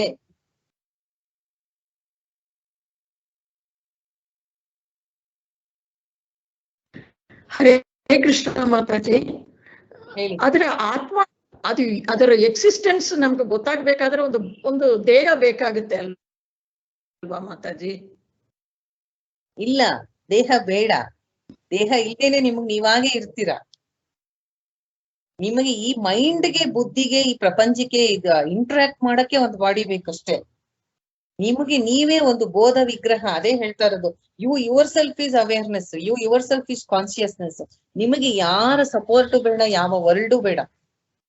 You are complete in yourself. ಅದೇ ತ್ವಂ ಪದದ ಅರ್ಥ. ನಾನು ಸಚ್ಚಿದಾನಂದ ಸ್ವರೂಪ ಆತ್ಮ. ನನಗೆ ಆಚೆಯ ಕಡೆ ವರ್ಲ್ಡ್ ಜೊತೆ ಇಂಟ್ರಾಕ್ಟ್ ಮಾಡಕ್ಕೆ ಒಂದು ಬಾಡಿ ಬೇಕಾಗಿದೆ ಅಷ್ಟೇ. ನನಗೆ ಅಜ್ಞಾನ ಇರೋ ತನಕ ನನಗೆ ಪ್ರಪಂಚ ಬೇಕು. ಆತ್ಮ ಏನು ಮಾಡಕ್ಕಾಗಲ್ಲ, ಆತ್ಮಕ್ಕೊಂದು ದೇಹ ಬೇಕು, ಆಚೆ ಕಡೆ ವರ್ಲ್ಡ್ ಇಲ್ಲ. ಆತ್ಮನಿಗೆ ಏನು ಮಾಡ್ಬೇಕಾಗೂ ಇಲ್ಲ. Not necessary. Need not have to do anything. You complete in yourself. ಅದೇ ಶಂಕರಾಚಾರ್ಯರು ಹೇಳ್ತಾ ಇರೋದು, ಆನಂದ ಸ್ವರೂಪ, ಆನಂದ ರೂಪ, ಸತ್ಯ ಯಾವಾಗ್ಲೂ ಇರ್ತಕ್ಕಂತಹದು. ಅಂತಹದನ್ನ ನಿನಗೆ ಯಾಕೆ ಗೊತ್ತಾಗ್ತಾ ಇಲ್ಲ? ಶಿಷ್ಯ ಅಂದ್ರೆ ನಾವೆಲ್ಲ, ಗುರು ಅಂದ್ರೆ ಶಂಕರಾಚಾರ್ಯರು. ಇಲ್ಲಿ ಚಿನ್ಮಯಾನಂದ ಬರೀತಾರೆ, ಯಾವುದನ್ನು ನಾವು ಸದಾ ಚಿಂತನೆ ಮಾಡ್ತಿರ್ತೀವೋ ನಾವು ಅದೇ ಆಗ್ಬಿಡ್ತೀವಿ. ನಮ್ಮ ಮನಸ್ಸು ಹಿಂದಿನ ವಾಸನೆಗೆ ಅನುಗುಣವಾಗಿ ಸದಾ ತನ್ನನ್ನ ಈ ದೇಹ ಮನಸ್ಸು ಬುದ್ಧಿ ಅಂತ ಅನ್ಕೊಂಡು ಅದೇ ಒಂದು ಚಿಂತನೆ, ಒಂದು ರೀತಿಯಾದಂತ ಒಂದು ಥಿಂಕಿಂಗ್ ಪ್ಯಾಟರ್ನ್ ಬೆಳೆಸ್ಕೊಂಡ್ಬಿಟ್ಟಿರ್ತೀವಿ. ಹಾಗೆ ನಾವು ಮಾಡೋದ್ರಿಂದ ನಮ್ಮನ್ನ ಸಂಸಾರಿ ಜೀವ ಅಂತ ಅನ್ಕೊಂಡಿದೀವಿ. ಈ ರೀತಿ ಅಜ್ಞಾನದಿಂದ ಅನೇಕ ತೊಂದರೆಗಳನ್ನ ನಾವು ಫೇಸ್ ಮಾಡ್ತಾ ಇದೀವಿ. ಆದರೆ ಶಂಕರರಂತಹ ಗುರುಗಳ ಉಪದೇಶದಿಂದ ಶರೀರ ನಾನಲ್ಲ, ಮನಸ್ಸು ನಾನಲ್ಲ, ಬುದ್ಧಿ ನಾನಲ್ಲ, ಆತ್ಮವಸ್ತು ನಾನು ಎಂಬ ಅಪರೋಕ್ಷ ಜ್ಞಾನವಾದಾಗ ಈ ಅಜ್ಞಾನ ತೊಲಗಿ ಜನ್ಮ ಎಲ್ಲ ತೊಂದರೆಗಳು, ಜನ್ಮಾಂತರದ ಈ ಹುಟ್ಟು ಸಾವಿನ ಚಕ್ರದಿಂದ ನಾವು ಪಾರಾಗ್ಬೋದು. ಇದನ್ನೇ ಗುರು ಹೇಳಿರೋದು, ಅನಾತ್ಮ ಚಿಂತನೆಯನ್ನು ಬಿಡು, ಅಂದ್ರೆ ದೇಹಾತ್ಮ ಬುದ್ಧಿಯನ್ನ ಬಿಡು, ಆತ್ಮ ಚಿಂತನೆಯಲ್ಲಿ ತೊಡಗು. ಎಲ್ಲ ಶಾಸ್ತ್ರಗಳು ಘೋಷಿಸುತ್ತಿರುವುದು ಇದನ್ನೇ. ನಾವೇನ್ ಮಾಡಿದೀವಿ, ಅಜ್ಞಾನದಿಂದ ಹೊರಗಿನ ಪ್ರಪಂಚದ ವಿಷಯದಲ್ಲಿ ನನಗೆ ಸುಖ ಇದೆ ಅಂತ ತಿಳ್ಕೊಂಡು ಅಲ್ಲಿ ಸ್ವಲ್ಪ ಸುಖ ಸಿಗಲ್ಲ ಅಂತಲ್ಲ, ಅದರ ಅನುಭವ ಮಾಡ್ಕೋತೀವಿ. ಮನಸ್ಸು ಬುದ್ಧಿಗಳ ಮೂಲಕ ಆ ಸುಖವನ್ನ ಅನುಭವಿಸ್ತೀವಿ. ಆದ್ರೆ ಅವಾಗೇನಾಗತ್ತೆ, ನಮ್ಮ ಅಟ್ಯಾಚ್ಮೆಂಟ್ ಜಾಸ್ತಿ ಆಗುತ್ತೆ ಆ ಸುಖಗಳ ವಿಷಯಕ್ಕೆ. ಅವಾಗ ಆತ್ಮನನ್ನ ಸ್ಲೋ ಆಗಿ ಮರಿತಾ ಹೋಗ್ತೀವಿ. ಅನಾತ್ಮ ವಿಷಯಗಳಲ್ಲಿ ಹೆಚ್ಚು ಆಸಕ್ತಿ ತೋರಿಸ್ತೀವಿ. ಇದಕ್ಕೆ ದೇಹ ಧ್ಯಾಸ ಅಂತಾರೆ. ಅಧ್ಯಾಸ ಮಾಡ್ಕೊಳ್ಳೋದು ಅಂದ್ರೆ ಆರೋಪ ಮಾಡ್ಕೊಳ್ಳೋದು, ನಾನು ಅಲ್ದೇ ಇರೋದನ್ನ ನಾನು ಅಂತ ಅನ್ಕೊಳ್ಳೋದು. ಇದೇ ನಮ್ಮ ಸಂಸಾರ ತಾಪತ್ರಯಕ್ಕೆ ಕಾರಣ ಆಗಿದೆ. ಈ ದೇಹ ಬುದ್ಧಿ, ನಾನು ದೇಹ ಬುದ್ಧಿ ಅಂದ್ರೆ ಈ ದೇಹ ನಾನು ಅನ್ನೋ ಒಂದು ಬುದ್ಧಿ ಇದೆಯಲ್ಲ ನಮ್ಗೆ, ಅದನ್ನ ಬಿಟ್ಟಾಗ ಮಾತ್ರ ನಮಗೆ ಮೋಕ್ಷ ಸಾಧ್ಯ.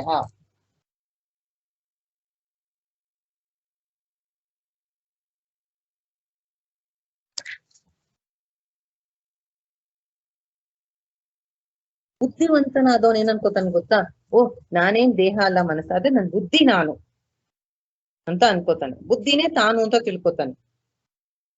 ಅವನಿಗೆ ಬುದ್ಧಿಯಲ್ಲೇ ಎಲ್ಲ ಆಕ್ಟಿವಿಟಿ ಇರೋದು ಕಾಣುತ್ತೆ.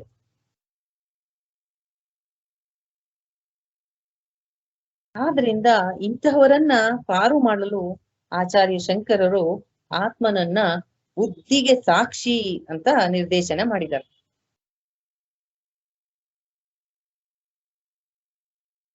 ಹೇಗೆ ಬುದ್ಧಿ ತಗೊಳ್ಳುವ ನಿರ್ಣಯಗಳು, ಅದು ಮಾಡ್ತಕ್ಕಂತಹ ವಿಚಾರಗಳು ಎಲ್ಲವೂ ಆತ್ಮನಿಗೆ ಕಾಣ್ತಾ ಇದೆ. ನೀವೇನೇನ್ ಡಿಸೈಡ್ ಮಾಡ್ತಾ ಇದ್ದೀರಾ, ಯಾವ ವಿಚಾರಗಳ ಬಗ್ಗೆ ಚಿಂತನೆ ಮಾಡ್ತಾ ಇದ್ದೀರಾ, ಎಲ್ಲವೂ ಆತ್ಮ ಸಾಕ್ಷಿಗೆ ಗೊತ್ತಾಗ್ತಾ ಇದೆ.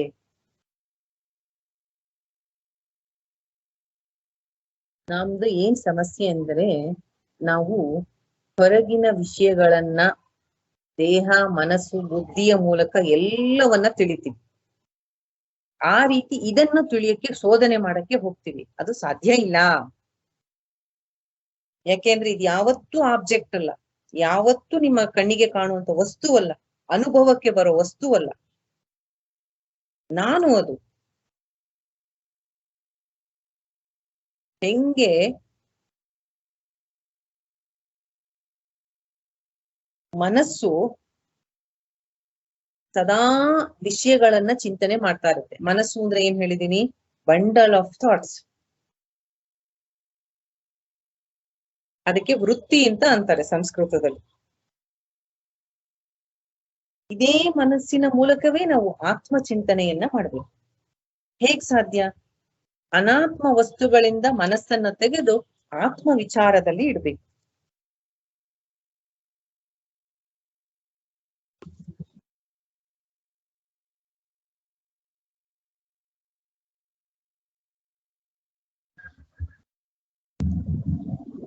ನಾನು ದೇಹ ಬುದ್ಧಿಯನ್ನ ತುಂಬಾ ಬೆಳೆಸ್ಕೊಂಡ್ ಬಂದ್ಬಿಟ್ಟಿದೀನಿ ಜನ್ಮಗಳ ಅಂತ.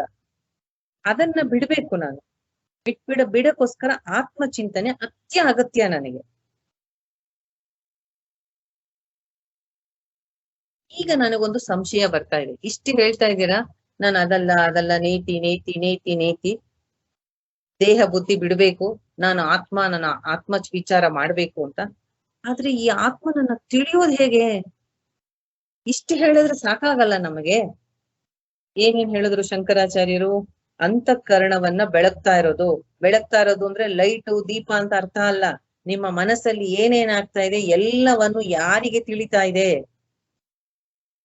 ಮತ್ತೆ ಅದು ಚೈತನ್ಯ ವಿಗ್ರಹ, ಅದು ಕಾನ್ಶಿಯಸ್ನೆಸ್, ಅವೇರ್ನೆಸ್, ಅದು ಆನಂದ ಸ್ವರೂಪ ಅಂತ ಹೇಳಿದ್ರು. ಮತ್ತೆ ಇನ್ನೇನ್ ಹೇಳಿದ್ರು? ದಿ ಸಾಕ್ಷಿನ ಬೋಧ ವಿಗ್ರಹಂ. ಬೋಧ ಅಂದ್ರೆ ಅವೇರ್ನೆಸ್, ತಿಳ್ಕೊಳ್ತಕ್ಕಂತಹದ್ದು ಅಂತ. ಸೇಮ್ ಎಲ್ಲಾನು. ದೇಹ ಬುದ್ಧಿಯನ್ನ ಬಿಡು, ಈ ಆತ್ಮ ಸ್ವರೂಪ ಅದಾಗೆ ಗೋಚರ ಆಗತ್ತೆ ಅಂತ ಹೇಳಿದ್ರು. ಇಷ್ಟು ಹೇಳಿದಿರಾ. ಮತ್ತೆ ನನಗೆ ಅನಾತ್ಮ ಬುದ್ಧಿನೇ ಜಾಸ್ತಿ ಇದೆ, ದೇಹ ಬುದ್ಧಿನೇ ಯಾವಾಗ್ಲೂ ನಾನು ದೇಹ ಮನಸ್ಸು ಅಂತಾನೆ ಯಾವಾಗ್ಲೂ ಅದ್ರ ಜೊತೆನೆ ನಾನು ಅದೇ ಅಂತ ನನಗೆ ಸಾಧ್ಯ ಭಾವನೆ ಬೆಳೆಸ್ಕೊಂಡಿದೀನಿ. ನನ್ನ ದೇಹದ ಸುಖ ಸಂತೋಷದ ಚಿಂತನೆನೇ ನಾನು ಸದಾ ಮಾಡ್ತಾ ಇರ್ತೀನಿ. ನಾನ್ ಹೆಂಗ್ ಬಿಡೋದು? ನಾನು ಆತ್ಮ, ನಾನು ಆನಂದ ಸ್ವರೂಪ ನಾನು ಅನ್ನೋದನ್ನ ತಿಳ್ಕೊಳ್ಳೋದು ಹೆಂಗೆ ಅಲ್ವಾ? ಈ ಪ್ರಶ್ನೆ ಬರುತ್ತಲ್ವಾ?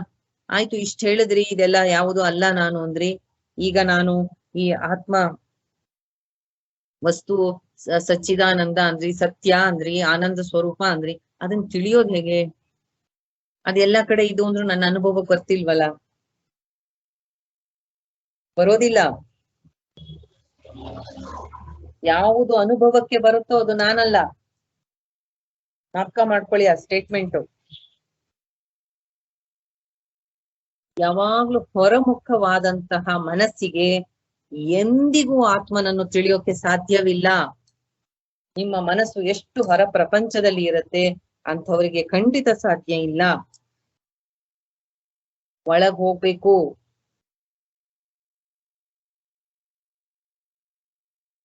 ಒಳ ಸರಿದು ಹೊರಗಿನ ವಿಷಯಗಳ ಆಸಕ್ತಿ ಬಿಟ್ಟು ಸದಾ ಒಳಗಡೆ ಇದ್ದು ನಾನು ಯಾರು ಅನ್ನೋ ಚಿಂತನೆಯಲ್ಲಿ ಇದ್ದವರಿಗೆ ಮಾತ್ರ ಸಾಧ್ಯ. ಈಗ ಇಷ್ಟು ಇನ್ನೂ 2-3 ಶ್ಲೋಕಗಳಲ್ಲಿ ಗುರು ಈ ಉದಾಹರಣೆಗಳ ಜೊತೆಗೆ ಹೇಳಿದ್ರು. ಅದೇ ಯಾಕೆಂದ್ರೆ ಪ್ರಾಣ, ಇದು ಅನ್ನಮಯ ಕೋಶ ಅದೇ ಎಲ್ಲ ಬರುತ್ತೆ, ಅದು ಮಾಡಿದೀವಲ್ಲ ನಾವು ಅಂತ ಆ ಶ್ಲೋಕಗಳನ್ನ ತಗೋತಾ ಇಲ್ಲ ನಾನು. ಅದೆಲ್ಲ ಆದ್ರೆ ಶಿಷ್ಯ ಗುರುವನ್ನ ಕೇಳ್ತಾನೆ, ಆತ್ಮ ಶರೀರಕ್ಕಿಂತ ಭಿನ್ನವಾದದ್ದು, ಶರೀರ ಜಡ, ಅದು ಆತ್ಮ ವಸ್ತು ಅದಕ್ಕಿಂತ ವಿಭಿನ್ನವಾದದ್ದು ಅಂತ ತುಂಬಾ ವಿಚಾರ ಮಾಡಿದವರಿಗೆ ಮಾತ್ರ ಗೊತ್ತಾಗಬಹುದು. ಆತ್ಮ ಸ್ವರೂಪವನ್ನ ತಿಳ್ಕೊಳ್ಳೋದು ಹೇಗೆ? ಮತ್ತೆ ಪ್ರಶ್ನೆಯನ್ನ ಕೇಳ್ತಾನೆ ಶಿಷ್ಯ. ನನಗೆ ನೀವ್ ಹೇಳಿದ್ದು ಸಾಕಾಗ್ಲಿಲ್ಲ. ಆತ್ಮ ಸ್ವರೂಪದ ವಿಷಯ ನನಗೆ ಹೆಂಗ್ ಗೊತ್ತಾಗ್ಬೇಕು ಅಂದ್ರೆ, ಅಂಗೈಯಲ್ಲಿ ನಲ್ಲಿಕಾಯಿ ಇಟ್ಕೊಂಡಂಗೆ, ಕರಾಮಲ ಕವರ್, ಕರ ಅಮಲಕ, ಕೈಯಲ್ಲಿ ನಲ್ಲಿಕಾಯಿ ಹಿಡ್ಕೊಂಡ ಹಾಗೆ ಸ್ಪಷ್ಟವಾಗಿ ನನಗೆ ಅರ್ಥ ಆಗ್ಬೇಕು ಆತ್ಮ ಸ್ವರೂಪ. ಹೇಳ್ಕೊಡಿ ಅದನ್ನ ಅಂತ ಗುರುವನ್ನ ಶಿಷ್ಯ ಕೇಳ್ತಾನೆ. ಈಗ ನೀವಿಷ್ಟು ಹೇಳಿದ್ರಿ, ನಂಗೆ ಅದ್ ಅರ್ಥ ಆಗ್ಲಿಲ್ಲ. ಕರ ಅಮಲಕ ಅಂದ್ರೆ ಕರದಲ್ಲಿ ನಲ್ಲಿಕಾಯಿ ಹಿಡ್ಕೊಂಡ್ರೆ ಹೆಂಗೆ ಸ್ಪಷ್ಟವಾಗಿ ಕಾಣತ್ತೋ ಹಂಗೆ ನನಗೆ ನೀವು ಆತ್ಮ ಸ್ವರೂಪದ ವಿಷಯವನ್ನ ಹೇಳಿ ಅಂತ ಶಿಷ್ಯ ಗುರುವನ್ನ ಕೇಳ್ತಾನೆ. ಯಾಕೆ ಅಂದ್ರೆ ನಾವ್ ಏನೇ ಓದ್ಲಿ, ಏನೇ ತಿಳ್ಕೊಳ್ಳಿ, ಎಷ್ಟೇ ಅರ್ಥ ಮಾಡ್ಕೊಳ್ಳಿ, ಅದು ಪ್ರತ್ಯಕ್ಷ ನನ್ನ ಅನುಭವಕ್ಕೆ ಬರೋ ತನಕ ಆ ಜ್ಞಾನ ಪೂರ್ಣ ಆಗಲ್ಲ. ಶರೀರ ಆತ್ಮ ಅಲ್ಲ ಅಂತ ನನಗೆ ಗೊತ್ತಾಯ್ತು, ಅಷ್ಟೇ ಗೊತ್ತಾಗಿದ್ ನನಗೆ ಇದು ಪೂರ್ಣ ತೃಪ್ತಿ ಕೊಟ್ಟಿಲ್ಲ. ಆದ್ದರಿಂದ ನನಗೆ ಆತ್ಮ ಸ್ವರೂಪವನ್ನು ಸ್ಪಷ್ಟವಾಗಿ ಹೇಳಿ ಅಂತ ಶಿಷ್ಯ ಕೇಳ್ತಾನೆ. ನಾನು ದೇಹ ಅಲ್ಲ ಅನ್ನೋದಾದರೆ ನನಗೆ ಯಾಕೆ ನಾನು ದೇಹ ಅಂತ ದೇಹ ಬುದ್ಧಿ ಇದೆ? ಆ ದೇಹ ಬುದ್ಧಿಯನ್ನು ನಾನು ನಾಶ ಮಾಡ್ಕೊಳ್ಳೋದು ಹೆಂಗೆ?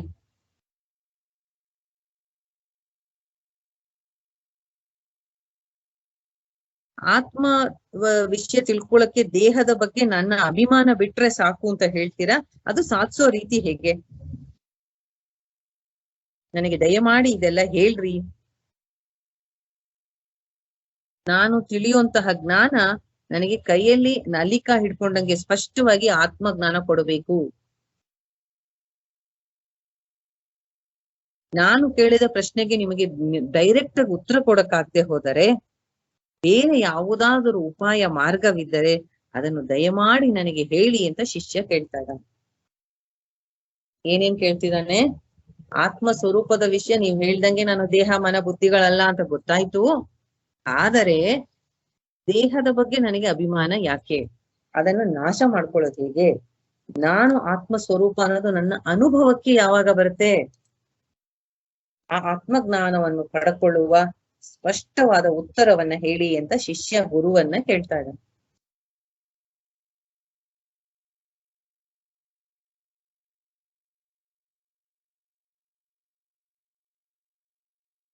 ಇಲ್ಲಿ ತನಕ ಹೇಳಿದ್ದು ಏನಾದ್ರು ಅರ್ಥ ಆಗ್ಲಿಲ್ವಾ? ಅರ್ಥ ಆಯ್ತಾ ಏನಾದ್ರು? ಅಂದ್ರೆ ಈಗ ನಿಮ್ಗೆಲ್ಲ ಗೊತ್ತಾಯ್ತಾ? ತ್ವಂ ಪದ ಅಂದ್ರೆ ತತ್ವಮಸಿ ವಾಕ್ಯದಲ್ಲಿ ತ್ವಂ ಪದ ಅಂದ್ರೆ ಏನು? ಅಟ್ಲೀಸ್ಟ್ ಅಷ್ಟ್ ಹೇಳಿ. ನೀವೇನಂತ ಅರ್ಥ ಮಾಡ್ಕೊಂಡ್ರಿ? ತ್ವಂ ಅಂದ್ರೆ ನೀನು ಅಂತ. ಗುರು ಶಿಷ್ಯನಿಗೆ ತತ್ವಮಸಿ, ತ್ವಂ ಅಂದ್ರೆ ನೀನು, ಅದು ನೀನಾಗಿದ್ದೀಯಾ ಅಂತ. ಈಗ ನೀನು ಅನ್ನೋ ಪದವನ್ನ ನಾವು ಡಿಸ್ಕಸ್ ಮಾಡ್ತಾ ಇದೀವಿ. ನೀನು ಅಂದ್ರೆ ನೀವೇನ್ ಅನ್ಕೊಂಡ್ರಿ ಈಗ? ಅಟ್ಲೀಸ್ಟ್ ಅಷ್ಟ್ ಹೇಳಿ, ಇಷ್ಟ ಹೇಳಿದ್ದಕ್ಕೆ. ನೀನು ಅಂದ್ರೆ ಆತ್ಮ ಅನ್ಕೊಂಡ್ವಿ ಮಾತಾಜಿ. ಆತ್ಮ ನಮ್ಮ ದೇಹದಲ್ಲಿ ಎಲ್ಲೂ ಇಲ್ಲ, ಅದು ಅದೇ ಸಪರೇಟ್ ಆಗಿದೆ ಅಂತ ಗೊತ್ತಾಯ್ತು ಮಾತಾಜಿ. ಬಾವಿಯಲ್ಲಿ ಕೊಡ ಬಿಟ್ಟಾಗ ಎಲ್ಲಾ ಕಡೆ ನೀರಿರುತ್ತೆ, ಕೊಡ ಮಾತ್ರ ದೇಹ ಆಗುತ್ತೆ, ನೀರು ಎಲ್ಲ ಇದು ಆಗುತ್ತೆ, ಆತ್ಮ ಆಗುತ್ತೆ ಅಂತ. ಅಂದ್ರೆ ಆ ದೇಹದಲ್ಲಿ ಇಲ್ವಾ ಆತ್ಮ? ದೇಹದ ಒಳಗೂ ಹೊರಗೂ ಇದೆ, ಹೊರಗೂ ಇದೆ, ಒಳಗೂ ಇದೆ, ಎಲ್ಲ ಕಡೆ ಇದೆ. ಎಲ್ಲಾ ಕಡೆನೂ ಆವರಿಸಿದೆ ಅಂತ. ಕಡೆ ಅಂತರ್ಬಹಿರ್ ಅವಸ್ಥಿತ ಕುಂತಿ ಸ್ತುತಿ. ಈಗ ತ್ವಂ ಪದದ ಅರ್ಥ ಪ್ರೇಮ ಹೇಳಿದ್ರು. ನೀನು ಅಂತಂದ್ರೆ ಅರ್ಥ ಆಯ್ತು ನಂಗೆ, ನೀನು ಅಂದ್ರೆ ಆತ್ಮ, ದೇಹ ಮನಸ್ಸು ಬುದ್ಧಿ ಅಲ್ಲ ಅಂತ. ಹೌದಾ ಪ್ರೇಮ?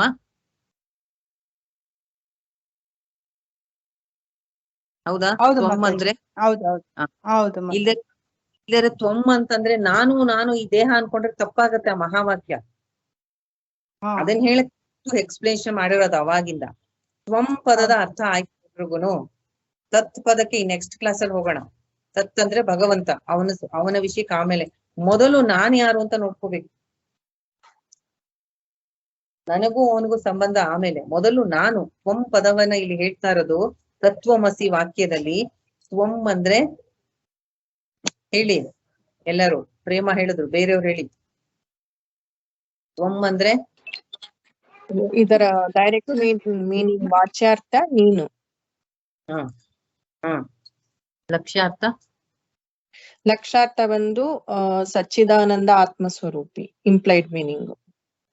ಅಲ್ಲಿ ತತ್ವಮಸಿ ವಾಕ್ಯದಲ್ಲಿ ತ್ವಂ ಪದಕ್ಕೆ ಇಂಪ್ಲೈಡ್ ಮೀನಿಂಗ್ ತಗೋಬೇಕು, ಲಕ್ಷ್ಯಾರ್ಥ ತಗೋಬೇಕು.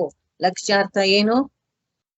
ವಾಚ್ಯಾರ್ಥ ಏನು? ನಾನು ಈ ದೇಹ, ನಾನು ಹೆಂಗ್ಸು, ನಾನು ಗಂಡ್ಸು, ನಾನು ಎತ್ತರ ಇದ್ದೀನಿ, ನಾನು ದಪ್ಪ ಇದ್ದೀನಿ, ನಾನು ಸಣ್ಣಕ್ಕಿದ್ದೀನಿ, ಇದೆಲ್ಲ ಅಲ್ಲ. ಅದೆಲ್ಲ ವಾಚ್ಯಾರ್ಥ. ಲಕ್ಷ್ಯಾರ್ಥ ತಗೋಬೇಕು. ಲಕ್ಷ್ಯಾರ್ಥ ಏನು? ನಾನು ಸಚ್ಚಿದಾನಂದ ಸ್ವರೂಪ ಆತ್ಮ, ಸಾಕ್ಷಿ ನಾನು, ಅವಸ್ಥಾತ್ರಯಕ್ಕೆ ಮೂರು ಅವಸ್ಥೆಯಲ್ಲಿ ನಿಂತು ನೋಡ್ತಾ ಇರ್ತಕ್ಕಂತಹ, ಮೂರು ಅವಸ್ಥೆಯನ್ನು ಅನುಭವಿಸ್ತಾ ಇರ್ತಕ್ಕಂಥವನು. ನನ್ನ ಅನುಭವಕ್ಕೆ ಮೂರು ಅವಸ್ಥೆಗಳು ಬರ್ತಾ ಇದೆ. ನಾನು ಪಂಚಕೋಶಗಳಿಗೆ ಅತೀತನಾದವನು, ಸಚ್ಚಿದಾನಂದ ಸ್ವರೂಪ ಆತ್ಮ ನಾನು ಅನ್ನೋ ಪದದ ಅರ್ಥ ತಗೋಬೇಕು ತ್ವಂಗೆ. ಇಲ್ಲಿ ತ್ವಂ ಅಂದ್ರೆ ನೀನು ಅಂತ ಗುರು ಶಿಷ್ಯನಿಗೆ ನೀನು ಅಂತ ಹೇಳ್ತಿರೋದು. ನೀನು ಅನ್ನೋದನ್ನ ನಾನು ಈ ದೇಹ ಮನಸ್ಸು ಬುದ್ಧಿ ಅಂತ ತಗೊಂಡ್ರೆ ಅದು ತಪ್ಪಾಗತ್ತೆ, ಮಹಾವಾಕ್ಯ ಆಗಲ್ಲ. ವಾಚ್ಯ ಅರ್ಥ ತಗೋಬಾರ್ದು, ಲಕ್ಷ್ಯ ಅರ್ಥ ತಗೋಬೇಕು. ಕ್ಲಿಯರ್ಲಿ ಹೋದ್ರೆ ಇನ್ಸಿಗ್ನಿಫಿಕೆಂಟ್ ಜೀವ ನಾನು, ಇಷ್ಟು ಲಿಮಿಟೇಷನ್ ಇರೋ ಬಾಡಿ ಮೈಂಡ್ ಇದು, ನನ್ನನ್ ಹೆಂಗೆ ಬ್ರಹ್ಮನ್ಗೆ ಕಂಪೇರ್ ಮಾಡಕ್ಕಾಗತ್ತೆ? ತಪ್ಪಾಗತ್ತವ. ಇಲ್ಲಿ ಅಹಂ ಬ್ರಹ್ಮಾಸ್ಮಿ ಅಥವಾ ತತ್ವಮಸಿ ಹೇಳಿರೋದು ಸಚ್ಚಿದಾನಂದ ಸ್ವರೂಪ ಆತ್ಮನಿಗೆ, ಜೀವನಿಗಲ್ಲ.